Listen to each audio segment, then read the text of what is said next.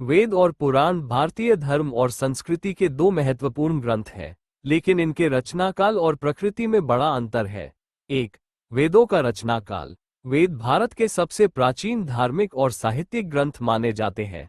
4 वेद हैं: ऋग्वेद, यजुर्वेद, सामवेद और अथर्ववेद।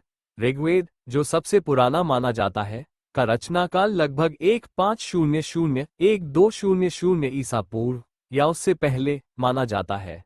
वेद श्रुति साहित्य का हिस्सा है, जो मौखिक रूप से एक पीढ़ी से दूसरी पीढ़ी तक संप्रेषित हुए। वेद दैवी ज्ञान, अपौरुषेय माने जाते हैं, और इनमें प्राचीन वैदिक ऋषियों द्वारा रचित मंत्र और सूक्तियां शामिल हैं। 2. विष्णु पुराण का रचनाकाल। विष्णु पुराण 18 प्रमुख पुराणों में से एक है और यह स्मृति साहित्य का हिस्सा है। पुराणों का रचनाकाल लगभग 300 ईसा पूर्व से 500 ईस्वी के बीच का माना जाता है, हालांकि इनमें समय के साथ परिवर्तनों और परिवर्धनों का क्रम जारी रहा। विष्णु पुराण मुख्य रूप से भगवान विष्णु और उनके अवतारों की महिमा का वर्णन करता है और यह धार्मिक, सांस्कृतिक और ऐतिहासिक कथाओं से समृद्ध है। निष्कर्ष: वेद विष्णु पुराण से बहुत पहले लिखे गए थे।